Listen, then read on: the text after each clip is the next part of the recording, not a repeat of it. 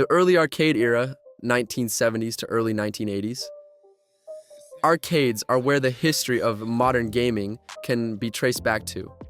Pong and Space Invaders were among the games that sparked the first gaming craze, which occurred in the 1970s. Suddenly, entertainment consisted of more than just pinball machines. It took the form of electronic, interactive, and social activities. As a result, the arcade evolved into a cultural center, where children waited in line with quarters to compete for high scores. By today's standards, games were quite straightforward, yet they were the first to offer fundamental gameplay principles that would go on to influence everything that came after. It was dominated by companies such as Atari and Namco, which produced popular video games such as Pac-Man and Donkey Kong. Additionally, the competitive character of arcade games served as the basis for the development of esports. In addition to having a good time, players were demonstrating their abilities. The golden period of arcades contributed to the widespread belief that video games were more than just a passing trend. Rather, they constituted a brand new business.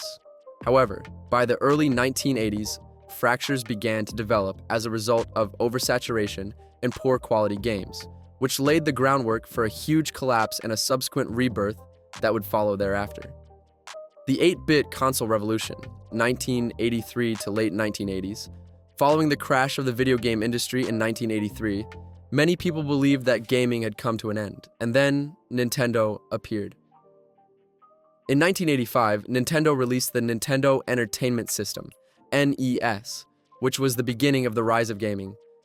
It was during the 8-bit period that well-known series such as Super Mario Bros., The Legend of Zelda, and Metroid were first presented. During this time period, not only did graphics get more advanced, but it also laid the groundwork for the development of home console gaming. Players are now able to experience rich adventures in the comfort of their own living rooms, as they are no longer restricted to arcades. In addition, the Nintendo Entertainment System introduced stringent quality control, which prevented the flood of poor games that had previously driven the industry to its knees. The Master System, which Sega introduced to the market, was the initial spark that ignited the first console wars. However, Nintendo was able to come out on top thanks to its recognizable characters, memorable soundtracks, and unique gameplay. Evidence that video games were more than simply a fad was provided by the 8-bit era, which established them as a part of mainstream society. Gaming was not only saved during this age, but it was also reimagined, which paved the way for even more significant advancements in the years to come. The 16-bit wars, late 1980s, mid-1990s.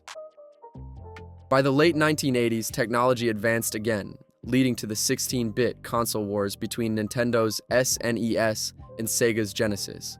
This was when gaming truly matured. Graphics improved, soundtracks became legendary, and storytelling grew richer. Super Mario World, The Legend of Zelda, A Link to the Past, and Sonic the Hedgehog defined childhoods. Sega pushed an edgier marketing strategy, positioning Sonic as cooler and faster than Mario. The rivalry between Sega and Nintendo wasn't just about consoles. It was a cultural battle.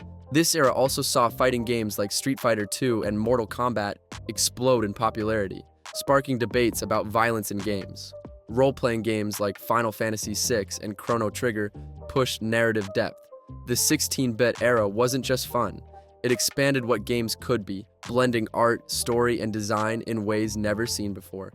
For many, this remains the most nostalgic generation, and it proved that gaming could stand shoulder to shoulder with movies and music as a dominant form of entertainment. The 3D revolution, mid-late 1990s. The mid-1990s marked a seismic shift. Games moved from 2D sprites into fully 3D worlds. The PlayStation, Nintendo 64, and Sega Saturn changed everything. Suddenly, players weren't just moving left and right, they could explore entire dimensions. Super Mario 64 redefined platforming with its open, explorable levels. The Legend of Zelda, Ocarina of Time introduced cinematic storytelling and mechanics like lock-on targeting, still used in games today. Sony's PlayStation brought cinematic flair with Final Fantasy VII, Metal Gear Solid, and Resident Evil. 3D gaming expanded genres. Racing games, shooters, and adventure titles became more immersive. It wasn't just gameplay, presentation mattered too. Voice acting, cutscenes, and orchestral soundtracks pushed games closer to movies. The 3D revolution was risky. Many franchises stumbled in the transition. but it also unleashed creativity like never before. This era proved that games weren't just toys, they were interactive worlds, and the possibilities felt endless. The online multiplayer era, early 2000s. With the rise of the internet, gaming entered a new phase: online connectivity. The early 2000s saw the birth of online multiplayer as a mainstream feature. Sega's Dreamcast introduced online play with titles like Phantasy Star Online, but it was Microsoft's Xbox Live that perfected the model. Suddenly, gamers weren't limited to couch co-op. They could compete with players across the globe. Halo 2, Counter-Strike, and World of Warcraft showed how powerful online play could be. Friendless, voice chat, and digital identities became core parts of gaming culture. This era also gave rise to competitive esports, with titles like StarCraft and Counter-Strike forming professional scenes. Online gaming reshaped the business too, with downloadable content and expansions extending a game's life long after release. By connecting millions, online multiplayer transformed gaming into a global community. For many, this was the first time gaming wasn't just a pastime. It was a way of life.